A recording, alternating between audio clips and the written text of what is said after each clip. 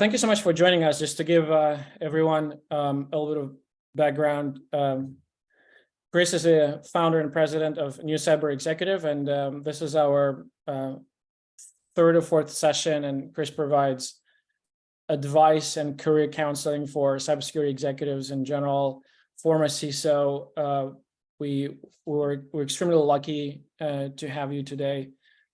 The reason for this particular session is we've been hearing a lot from our members that they're looking actively or passively for a new role, and specifically, whether kind of urgently or passively, a lot of people are kind of for the first time embarking on this journey. And Chris, I think from your perspective and talking to your clients and to your network, what kind of advice would you have for those CISOs who are in that position? Thank you so much for the invitation to speak, Misha. I'm happy to be here again. I always find the working with your group engaging and informative. And so I'll dive in with a couple of things just to start out. As Misha said, I'm a former CISO, and my role today is helping cybersecurity executives accelerate in their roles, achieve the goals that they want through a process that goes by the term executive coaching. And I also do research. And so as a result of all of that, I have perspectives on a number of things that CISOs face, including the current job market. There's a couple of things that I'd like you to keep in mind, or questions to keep in mind during this presentation, whether you're actively looking, passively looking, perhaps urgently looking, that will help frame the material and give you an idea of what perhaps to latch on to in terms of things that you might want to do. And so those three questions are: what areas of clarity best serve me in my situation? Everybody's going to take something different from this. So listening for where do I need that clarity to go to my next step? What are some potential paths I consider that I could consider that I haven't considered in the past? And then finally, what thinking may be holding me back from taking my next best action? Some of what we'll be talking about is mindset in this, as well as some practical advice. So a couple notes before I dive in. I will use the term CISO, cyber exec, cybersecurity leader, in various forms interchangeably.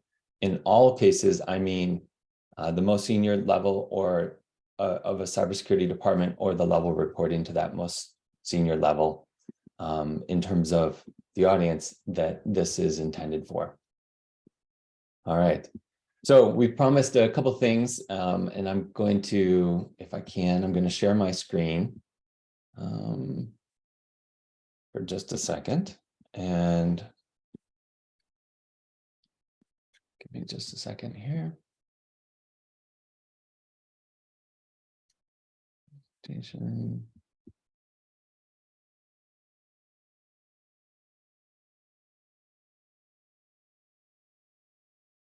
All right, that's not working. Give me just a second. Sorry about this, everybody.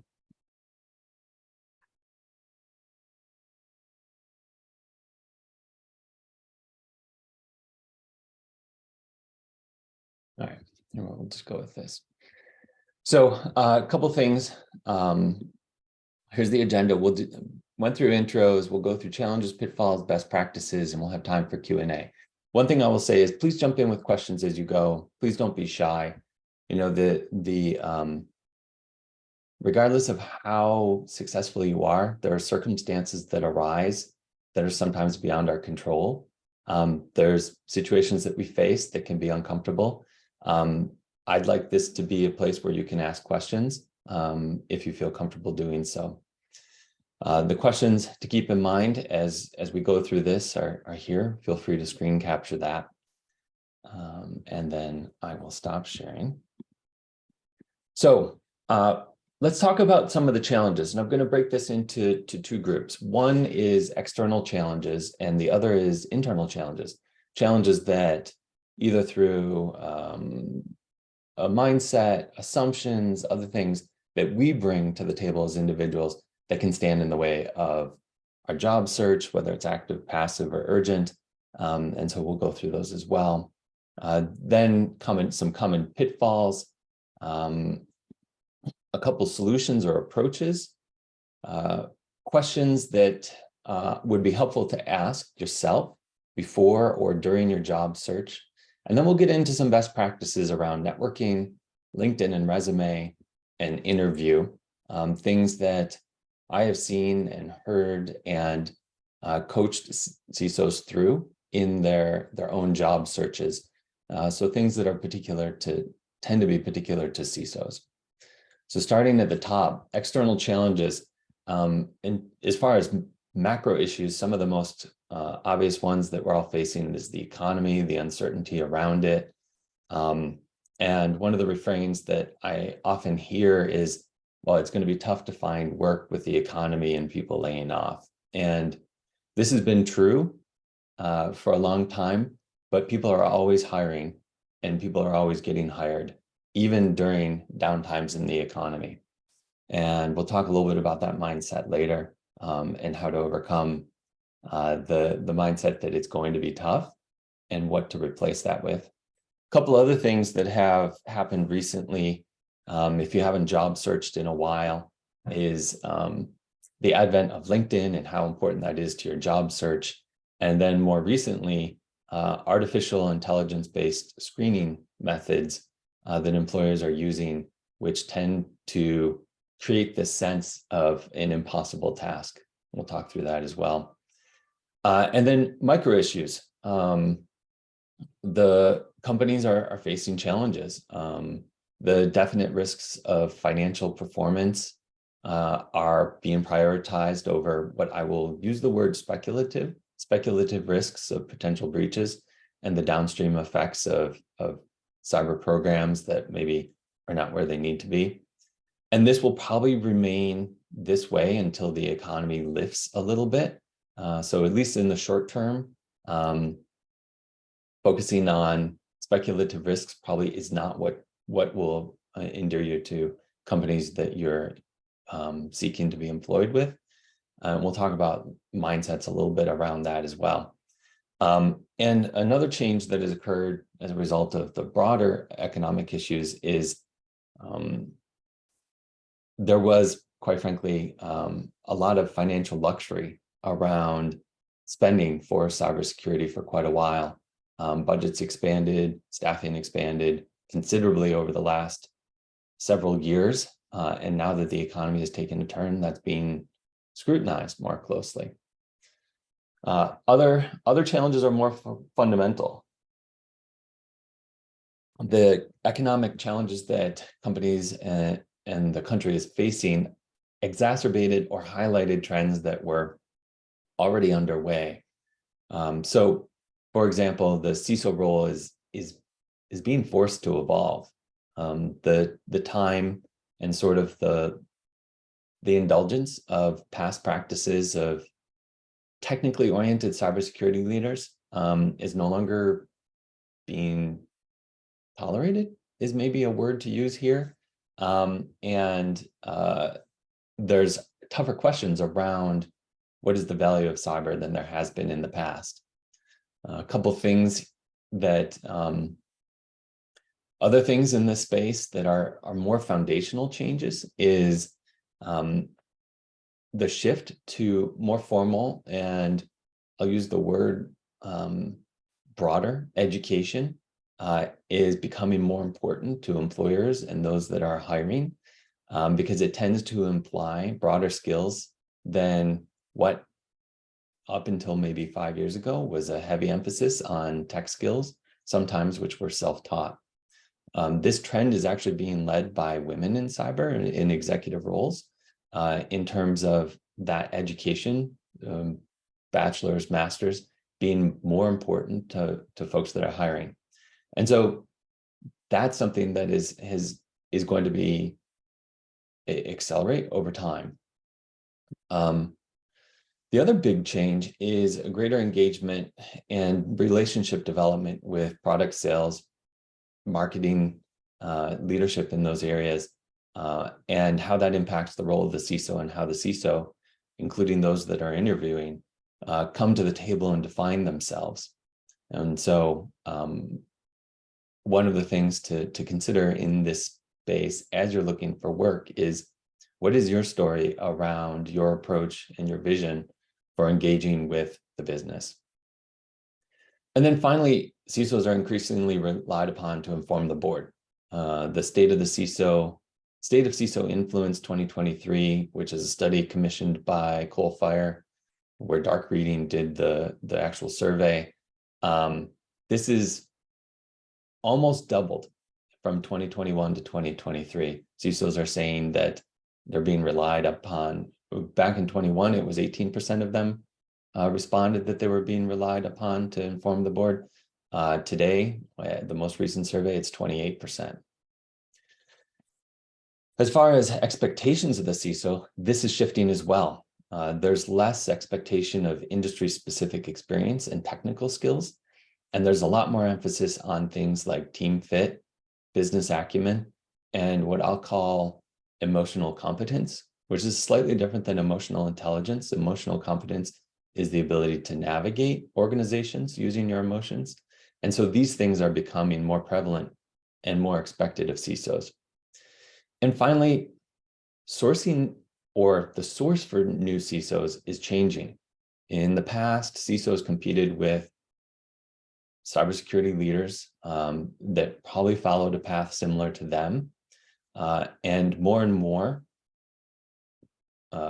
new CISO leadership is coming from prior CIOs and prior CTOs. The field is attracting those that have led more broadly in IT. And so the way you approach the work is less competing, or the way you approach the job search is less competing with cybersecurity leaders and more competing with technology leaders in general, who may be more accustomed to different styles of working. And then finally, the fit between candidate communication styles and company culture is getting a lot more attention. And so as a whole, all of these factors, if you step back and think about your approach to job search, your approach to finding that next role, again, whether passive, active, or urgent, these are things to keep in mind. So who you're competing with, how to compete, how to show up, all of these are factors. And then I wanted to move for a couple minutes to internal challenges. And by internal, I mean things that we bring to the table. The first and foremost is, if you're currently actively, urgently looking, perhaps because your company is going through tough times and you're fearful for your own role, or you are currently unemployed for one reason or another, probably the biggest challenge you face is the need to get a job. And there's several reasons for this. Obviously, there's financial reasons. But the one that I would ask you as potential job searchers to consider is conflating being employed with your ego. And this is tough. I'll admit it, this is a sensitive area. But thinking about what it means to have a job and what it means to not have a job in terms of how you view yourself and value yourself can be a big tripping point when you're in an interview. Employers are looking for a number of things, including confidence, which I'll talk about a little bit later, and coming across as needing the job, of course, can be detrimental to you showing up with confidence.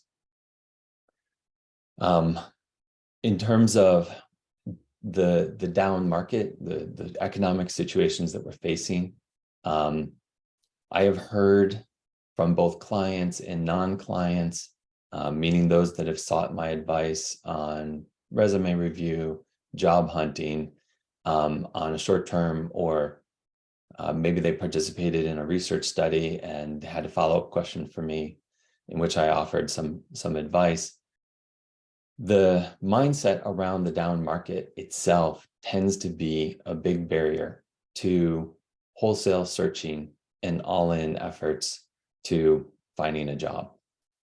It's sort of defeating the folks that I talk to before they even get out of bed.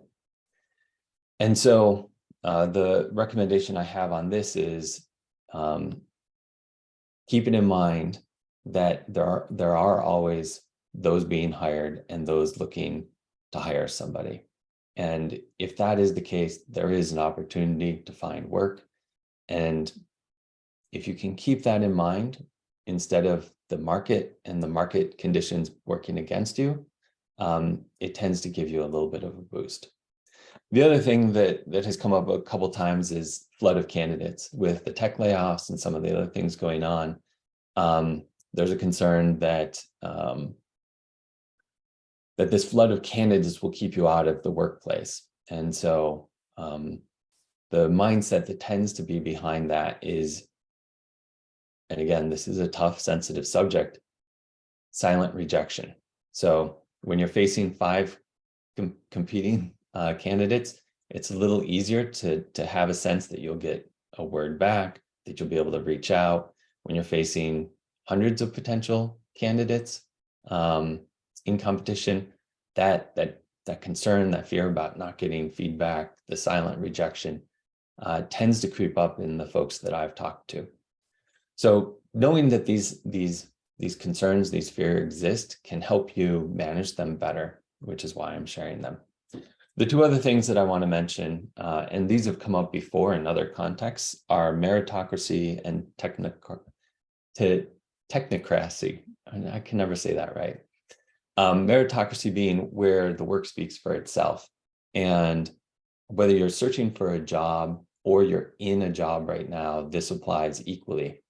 One of the skills that adept job seekers have is speaking to the work that they've done and its connection to the business, and not relying on the work to speak for itself. And then on the technology side, the notion that getting the right technology in place, even the right staff in place, is what creates a win, tends to create barriers in connecting with your interviewees and the companies you want to work for, and focusing more on company solutions win. So what does that mean? That means that you didn't solve a cybersecurity problem at your last job, or as your big story, and we'll talk about stories in a few minutes, you created a company win through security. And so in terms of your mindset when you're interviewing, framing things around how did I help the company that I worked for win, and how does that translate into a win for my prospective employer, is a mindset to keep in mind or consider. All right, we'll get into common pitfalls. I have a slide to share, so I'll do that real quick.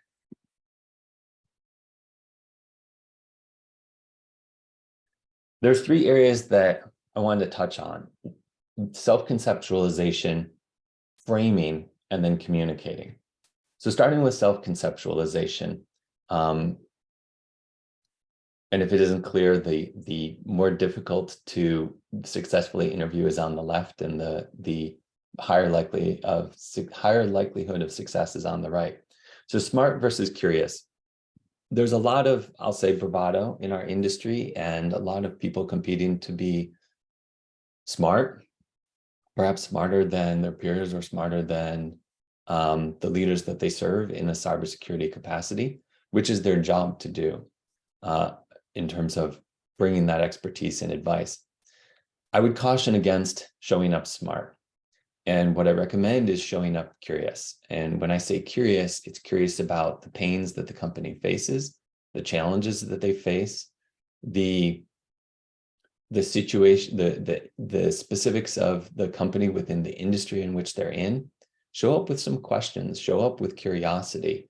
You got into the room because you presumably had the skills and requirements to get into the room, but you'll win people over by showing interest and curiosity more than what you know. Similarly, expert versus advisor. Rather than show up as a cybersecurity expert, show up as a business advisor that knows a lot about cybersecurity and perhaps risk management and perhaps complex systems and the other things that CISOs that CISOs and cybersecurity leaders have honed over years. This is less common now. It used to be more common years ago, but the savior versus supporter. So there was a time where quite a few people in the field were there to save their companies, and that's not our role. Our role is to support and help make sound decisions, sound informed decisions. And so showing up with a self-conceptualization of a supporter over a savior it will create more trust, which rolls right into being right versus trustworthy. Again, this used to be a little bit more of an issue several years ago. More and more people are recognizing that trustworthiness is more important than being right or knowing all the answers. And so the advice on how to show up is be clear about what you don't know, be honest about it. Maybe offer an idea, but couch it as an idea and say that it's something that you'll have to figure out when you get on site, when you start, whatever it is, but being very candid about what can be answered in the room and what can't can be important. And then framing, couple things here, exchange versus relationship. So CISOs are moving away from providing technical services and solutions and more to providing business value. That is a change. It is not you getting a salary for delivering technical things, delivering a function, standing up a function. It is more about how you relate to, advise, work with, and create business value. And that is more of a relationship than an exchange. Hero versus guide. This relates a little bit to savior, but show up as a guide. The hero of the story is the VP of product, the VP of marketing, the VP of sales, the CEO. In our story as CISOs, make them the hero and then be the guide. And then classic, me versus we. It's remarkably simple and it sounds cliche, but even in the interview process, use the word we. Use the word we as if you are already employed. It makes you part of the same team, and subconsciously, it activates things for your interviewers that me or I does not. And then communicating around, and this is every channel, platform, medium you can think of, whether it's LinkedIn, your resume, the interviews. We have a tendency in our field to talk about knowledge and why knowledge about certain things are important. Interviewers, companies at the most senior level are looking for achievements. Knowledge does not translate into a very strong correlation to success for the role you're interviewing for. Past achievements translates a lot better into achievements in the role potential achievements in the role you're interviewing for. Another thing, vocabulary versus meaning. And so this is around, we tend to use words. I was speaking with a coaching client yesterday, and that particular person kept on emphasizing training and awareness, training and awareness. And we were talking about them. There was a new CIO. They're starting, I think, in a week, and my client has a meeting with them. And I noticed in the conversation, they kept on referring to training and awareness. That's great. I know what that means. The CISO knew what that meant, but a CIO might have a different take. So be very, very cautious about relying on vocabulary to convey the meaning that you have. Rather than talk about training and awareness, in this case, it was connecting cybersecurity concerns and issues with supporting the business and how the business benefits. Right? It's not about training and awareness. It's about the value delivered. So figure out words around the vocabulary words that are go-to for you that convey more meaning, a deeper meaning, and don't rely on implicit understanding. And then posturing versus conveying. And this one is, I'm being a little harsh around this one. And it goes back a little bit to the bravado. Convey your meaning and convey it neutrally. One of the turnoffs that I've heard from CIOs, CTOs, CEOs is ego. And so there's a way to convey information, understanding, and experience in a way that isn't proving yourself, it is more explaining your experience. And so as you talk about your experience, think about just conveying information in a neutral way. So I just wanted to go through a couple of those in terms of distinctions around challenges that folks bring or create to their own process. All right, so what are the solutions? What are the couple of things that are most important in a job search? There's a couple. My consultant side came out a little bit here, so I came up with 4 C's, and those are clarity, coherence, coaching, and confidence. And I'll go through each of those one at a time. Clarity is your personal clarity about your vision, what's okay with you, what your requirements are, and understanding that before you get in the room. So there's 3 questions that I recommend that you consider as you're looking for work. What do you want from the work you're looking for? What are the boundaries? And what are your must-haves? So starting at the top, what do you want from work? This is around everything that is work-related and not work-related that are impacted by your work itself. So do you want to be well compensated? Do you want to be recognized as a leader? Do you want to work in high pressure situations? Do you want to work in low pressure situations? That's a little tough for a CISO, but I've seen CISOs do it. What is it that you seek from the work, and how does the position you're currently looking at or interviewing for fit what you want from work? It is surprising how many people think a CISO title is a CISO title, and as long as I get a CISO, it's a decent sized company, it's a good salary, I'll be pretty happy. And then it turns out they don't. So what are those things that you actually want from your work? What are your boundaries? With the amount of burnout that we're seeing from CISOs today, what does that mean? Does that mean, as a boundary, you want a good amount of time for your family? Does that mean that you want space built in for incidences, so it's not 40 operational hours or 50 operational hours plus incidences? Do you have room and time to decompress when you hit a busy period or those incidences? What are your expectations, and how does the company you're interviewing meet those expectations? And then what are your must-haves? These are fundamentals. Like, there's probably a lot of things that you might desire, want, or wish for in a position. What are your must-haves? And those could be cover some of the same ground as what you get from your work and being able to maintain those boundaries. It could be things like, and I'll go through a litany or a list of things. Director coverage by directors and officers insurance could be the ability to have an outside board position. It could be the ability to speak publicly, which is a dicey situation for many companies to have their CISOs do. What are those must-haves for you to take a position? And then coherence.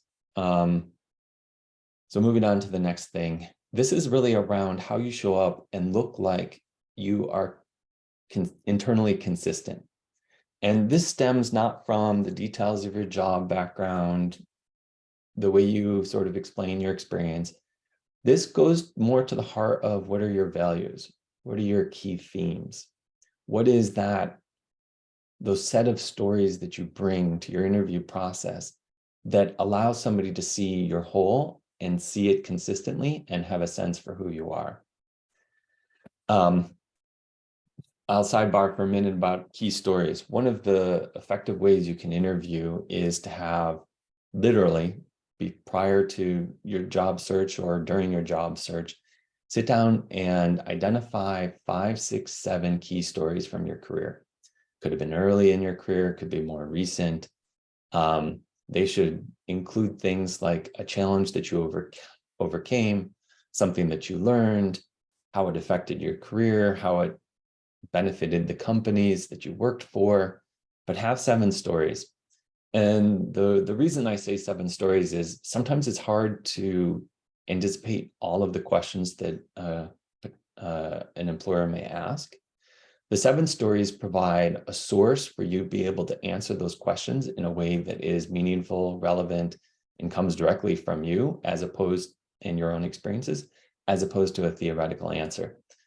When you hit 5, 6, 7 stories, you tend to have enough material to be able to answer or refer to those stories for many questions in an interview process.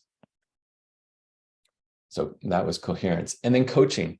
And I don't necessarily mean in this case executive coaching. That's always beneficial. I'm talking more about folks in your career history and past that can help solidify your own self-understanding.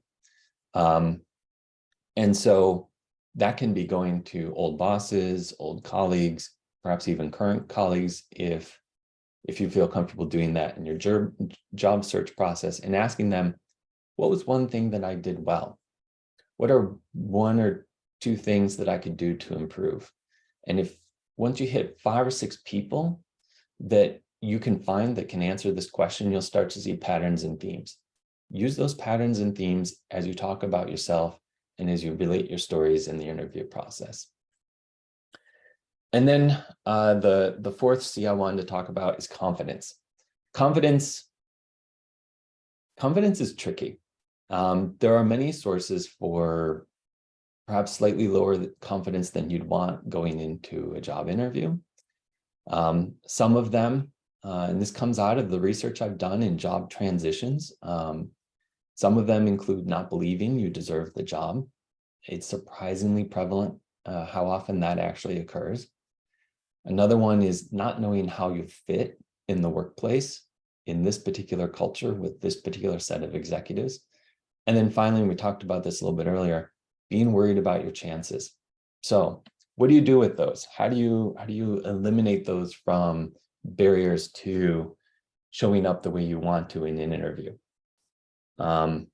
Connecting with some of the things that I said a little bit earlier, a key question is, what do I uniquely bring to the table? Sure, there's technical skills, there's probably job history, but what's unique about you? Are you particularly calm? Are you particularly insightful? Are you particularly good at building relationships? Are you particularly good at explaining difficult concepts? That's probably a more common CISO trait.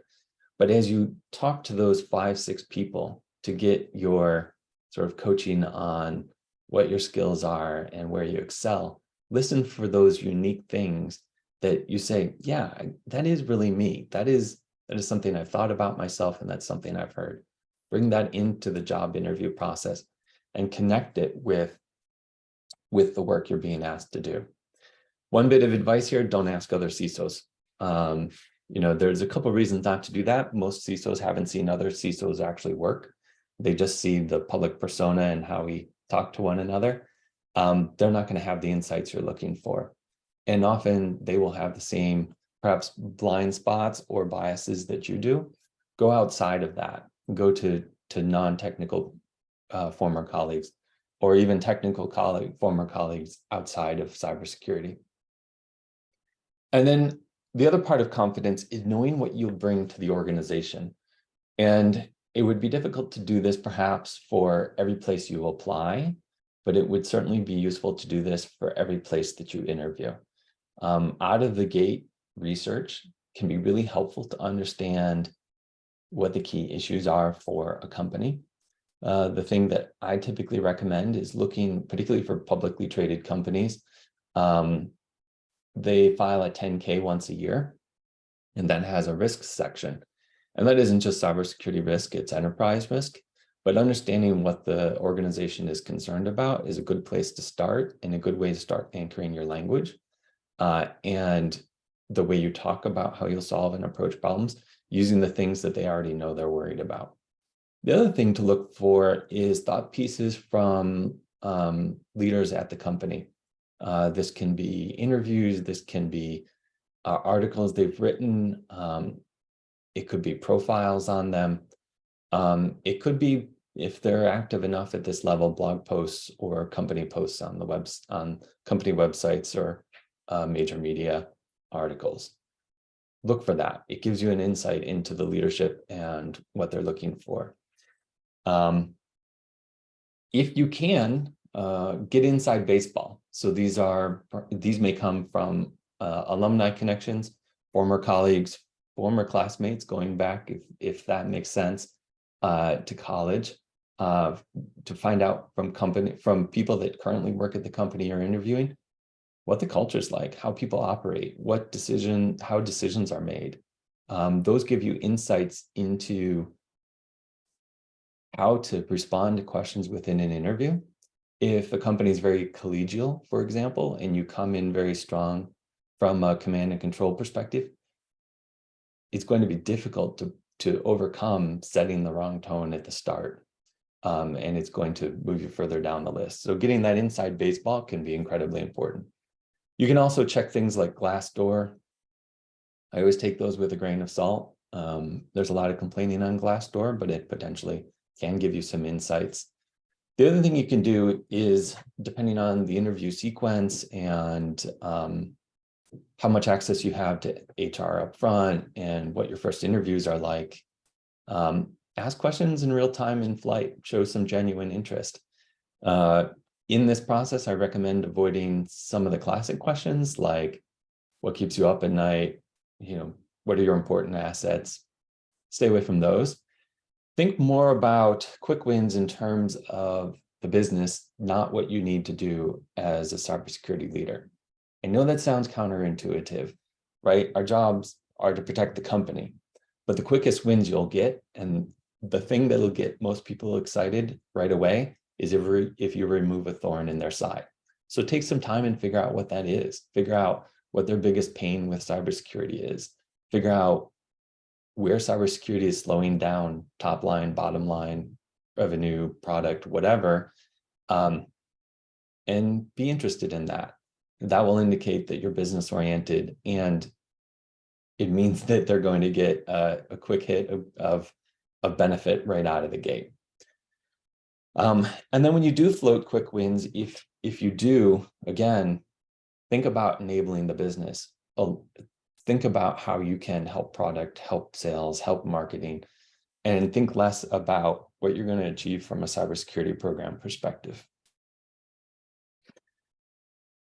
All right, so covering a lot. Best practices around networking. I'm just going to cover a couple of quick things here and then offer two questions to ask yourself about your network. Most jobs are found via acquaintances.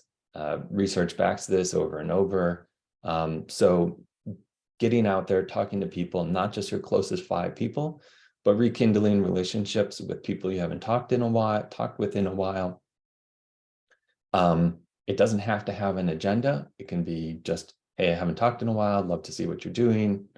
You can come up with your own sort of approaches, but rekindling those acquaintances is going to it will likely prove the way you find a job, particularly if you're trying to find a great fit, because people understand, those acquaintances probably understand you better than AI or HR-based screening processes. As you think about your network, as you think about your stronger players in your network, I recommend keeping a list, and it could be a simple Excel spreadsheet. There's a couple things you can keep track of in there: name, title, contact information, whatever. But there's 2 questions that for every person in your key network, you should answer. What are they trying to accomplish, and what you can do for them? Those 2 questions do 2 things. They show genuine interest in other people, which means that you build reciprocity there, and people are more likely to not think of it as a transaction of you trying to find a job. And the other thing is it genuinely means that you're giving something, right? And that reputation precedes you, or can precede you, and it changes the way you show up in a conversation. All right, that's it for networking for now. Best practices. So as I mentioned earlier, LinkedIn is, if you haven't done a job search in a while, has become the way that employers find people. The things I'm about to talk about apply to both LinkedIn and your resume. And in doing resume reviews of CISOs and technical leaders in general, there's a couple things that come up over and over. I hate to say it, most resumes look terrible. They are visually not appealing. They look like they're from the 80s or 90s. Find a nice looking, visually pleasing, well-organized resume template and use it. I generally recommend 2-column resumes, one wide, one narrow. Reason for that is it's a concept from art and design. It allows the eye to move around to areas of interest without getting stuck on words. And so it gives recruiters and hiring managers a better impression of your resume if it's not linear. Don't know all the psychology behind it, it actually works. The other thing about resumes and LinkedIn that I would say, there's a couple things. I've read a lot of really dry, boring, lack of personality executive summaries. That's a death knell. If you can't figure out how to describe yourself in a visually compelling, visually interesting, or emotive way, people are bored by the time they get to sentence 2 or 3. Talk about yourself richly. Don't brag, don't use a lot of adjectives, but paint a picture. Paint a picture of who you are, what you've done, what you're passionate about, and don't be afraid of doing that. And don't be afraid of being a little quirky or leaving questions on the table with your summary. And what I mean by that is I was doing a review. I'll share an example. I was doing a review of a resume 3 weeks ago maybe. And this was a woman leader in cyber who had worked in largely mission-driven, largely nonprofit organizations, some NGOs, like quasi-government organizations, her whole career. And it was it was fine. The summary was fine. But when I got on the phone with her, she was gregarious and passionate and really excited. And I'm like, what I'm seeing in person is not what I'm seeing in your resume. You're going to get looked over, and all these qualities you bring to your live conversations, you're missing. Bring that to your resume.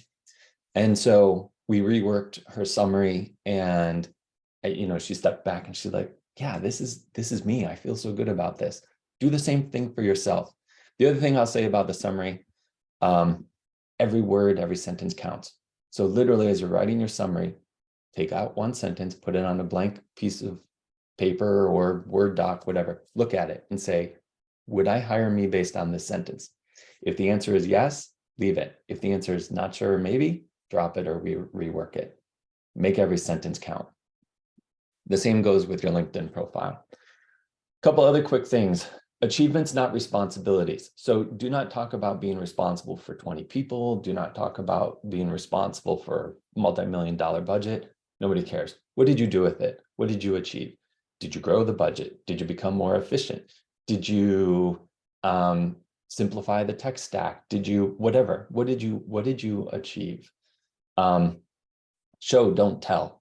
This goes a little bit back to don't use adjectives to describe yourself. Describe what you did. So instead of saying a compassionate leader, making that up, use your own words, say, worked with my team to understand their needs. Sounds silly, but compassionate is an empty philosophy sort of concept word. You haven't painted a picture. Paint the picture. And it also, it's again, it's more telling than it is, or showing than telling. Another example, like just a quick one, quickly hired for skill gaps. Yeah, okay, that might be true. You're in the role for a year, you did a great turnaround, whatever. More compelling is onboarded X number of new SOC analysts in first 3 months. Okay, those are hard to find. I have a sense for that. Now I know what you did. Now I know how hard it was. Like I have more pieces to see, visualize, understand what you actually accomplished. All right. Moving on quickly to interview practices. You need stories, have 7 stories. My recommendation here, write them down, at least outline them, and then practice them aloud. When I've done this role play with people that are interviewing, I don't really have to give them much advice, because honestly, once they hear themselves say it, they cringe, they don't like it, or they do like it. But saying it out loud gives you the opportunity to hear it in your own ear and know what you want to adjust and how you want to change the story. So as you develop those stories, read them out loud, practice them, get familiar with not so much what the story is, but how you want to convey it and how it sounds to the ear, and adjust. Couple other things around the interview. This is more these are mindsets. So people don't hire you for what you know, they hire you for what you can do. This goes back to achievements. As you think about how you're going to position yourself in the interview, think about yourself as a representative of the company and not a representative of cyber. As much as we want to support our teams and as much as we want to support the function, our job is to support the company. So talk about that first, and talk about, it goes back a little bit to the we, but it's more thinking of oneself as a part of company leadership. A couple of my clients, not necessarily looking for work, but coaching clients, when I do the 360 feedbacks for where I interview the CEO, the chief human resources officer, peers, direct reports, it is relatively frequent how often it comes out that the CISO is operating in a mindset of us versus them, as if company leadership is something different than they are. And so this is a death knell for the interview process. It's bad once you have the job, but in an interview process, it's not going to serve you well. So think of yourself as company leadership, act as company leadership. It's not us versus them, me versus you. It is, I'm part of this company and I have to represent what this company represents, and I will. And so having that mindset is change the tone of the interview and how you show up. All right, I know I went a little long. Couple questions to ask yourself before the interview. I'm going to share my screen again real quick. Share. So being genuine is probably the most compelling way of making an impression in an interview. How do you become genuine? Here are 6 questions you can ask yourself as you're going through the interview process that will convey that you are interested in the company, that you can make a difference, that you value your contribution to the company, you value what the company does for the organization. I'll let you read through these. I won't read these for you. And feel free to screen capture. I'll also share this deck with Misha afterwards so that you can have a couple slides that I put together. So that was a lot of ground to cover. You are probably all facing different situations and different challenges. Feel free to ask a question.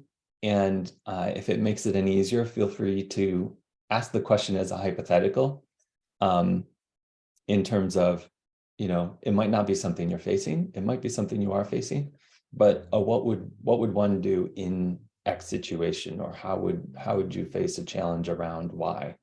Are fine questions. You can leave it as not necessarily relevant to you specifically. So I'll open up for questions.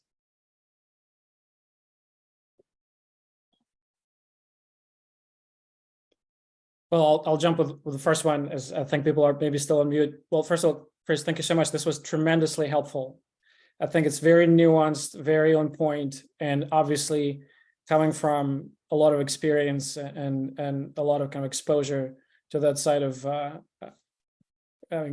career progression for CISOs. The questions that I'm sometimes hearing is that And it kind of, to double click and go back to the point that you mentioned in the very beginning, is that in this kind of environment with so much talent on the market, it seems overwhelming, and it seems like you are on a little bit on the wrong side of the demand and supply equation. Does that, in your view, does that mean that it would take a massive action kind of to overcome this, meaning tapping deeper into your network, reaching out to more people, kind of above and beyond of what people usually expect to get a response, to get a positive outcome? That's probably be the first question. And the second, which is along the lines of LinkedIn, I know some of the CISOs in our community, actually, Gary Hayslip comes to mind, and Jared Beeson, they've built tremendous following, tens of thousands of people, but it takes kind of time and effort. What are some of the quick wins for people who may not be as content producing? What are some of the quick wins and maybe shorter time frame to create this brand of a thought leader and being seen as kind of known entity for companies to be interested during the interview process? Yeah, so great questions. Thank you. I'll answer the first question with a distinction between what it emotionally or intellectually takes versus the work effort. So it can be incredibly hard to reach out to your network and say, I'm looking for work. From the standpoint of admitting that, from the standpoint of being vulnerable, from the standpoint of even knowing the words to say to convey that. The actual effort is relatively low. It's an email. It could even be a template email. And so for both that and sort of the, anything where go deeper, right? My experience has been, it's been the emotional, mental, ego, confidence component that is the hardest thing to overcome. And then writing the email is relatively simple once you're past that. So this is where having a confidant, having a coach, speaking to your spouse, your significant other, a close friend about how to do that, and maybe having an accountability partner and a support partner, whatever form that takes, can be incredibly helpful. So that, again, the effort, the actual effort, the time, not much. The emotional burden, typically huge. And then on your second question about building a thought leadership following, look, most of us aren't going to be Gary Haslip, right? I have over 3,000 followers, or connections, but that doesn't make me a leader. That doesn't necessarily get me a job faster, because most of the people I connect with are CISOs, and CISOs don't hire CISOs. What is important for LinkedIn is having a good, solid first impression. And there's probably not enough time to run through that. It starts with a banner, goes to your profile image, right? So the banner is informational. What industry am I in? What's important? I just advised a colonel in the military on how to go private. And like, my advice there is, when he went to West Point, put a picture of the campus of West Point. It immediately starts to tell your story, right? So what is the story you're telling? What is your profile image? Are you smoking a stogie? He's a cigar smoker. Or are you in your office? Or he's also a PhD and he taught. Or is it a picture of you in front of a white marker board or whatever, teaching, right? So starting to paint the picture with your LinkedIn profile is the most important thing you can do. Then it rolls into your summary, your tagline, and the tagline, as with most things should be visual. I should be able to see a picture. So former military officer said nothing in his particular case, but colonel working on, just interestingly enough, executive coaching programs for the entire Army. Well, okay, that tells me a story. So that should be the tagline, right? Those things are going to have the biggest impact. Do a couple posts. Beyond that, you don't need much.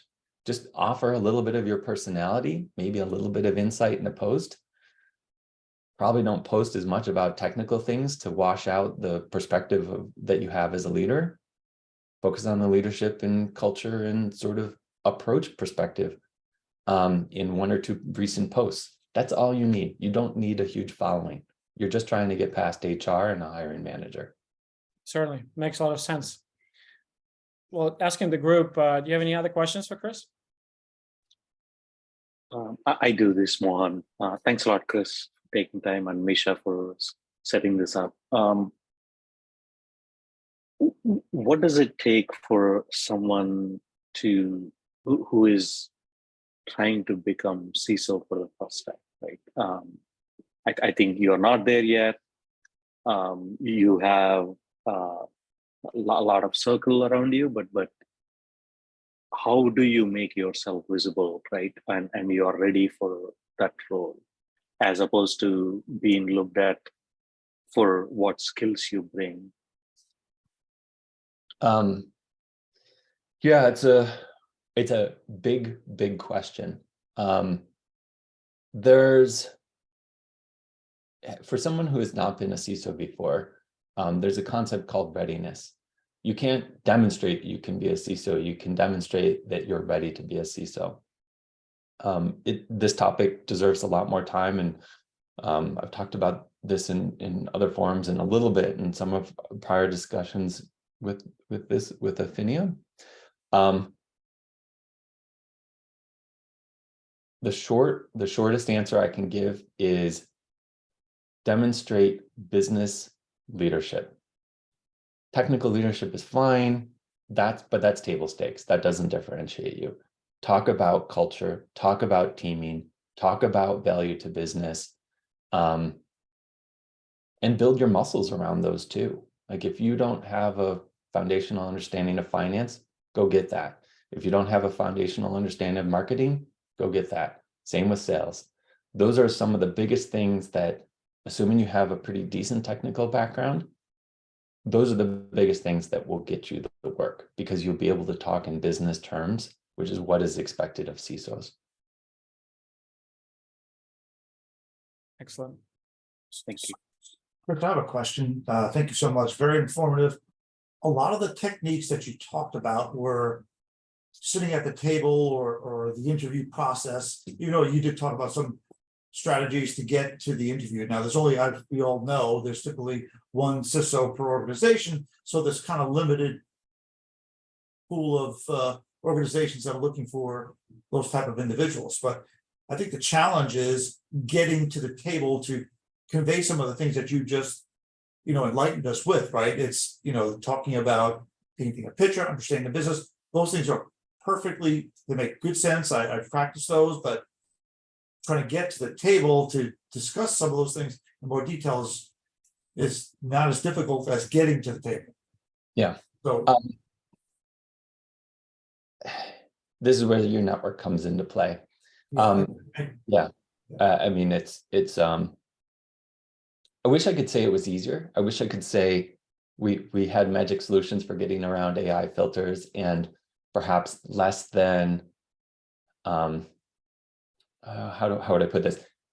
HR folks that don't know a lot about cybersecurity and maybe are just looking for a CISSP and 10 years of experience or 15 years of experience. Unfortunately, that's what it is, which is why having that network is important for getting around those challenges and barriers, not to shirk the requirements, but just to get to the closer to the folks that are in a better position to make a decision. Networking could be a whole nother topic. And there's quite a few practices that I didn't even hint at, yet alone touch on. Networking, straight up, being active with those folks, being genuine, simple stay in touch things, that's how you get the seat at the table. The other thing I would say is not just networking with CISOs, right? I have great relationships personally with my former chief strategy officer at one company and my former chief risk officer, who was my boss, at another company. And staying tight with those people that are not in cybersecurity is another avenue, and it's often overlooked by CISOs looking for work. That's not a complete answer. I couldn't possibly, give you a complete answer in a couple minutes, but those are a couple things to think about. Thank you so much. Well, Chris, thank you so much for taking time for the session. It's extremely informative. Couple of things. One, I encourage everyone. I imagine you probably have questions. There may be we're kind of limited by time, or maybe they're a little bit too sensitive to ask in an open forum. Chris, your contact details are on the screen, so feel free to reach out and connect and have a sidebar conversation. And again, Chris, thank you for being so generous. If you can send slides in the deck that you are comfortable sharing, you can reach out to me. I'll be able to share with them over email. And again, thank you. This was tremendously helpful. And thank you for your continuous generosity in offering your advice. And I encourage everyone to reach out and connect with Chris in a cyber conversation, because I think some of those actionable insights will be extremely helpful to our members who are looking for a job, whether actively or passively or urgently. Again, thank you so much for your time. You're welcome.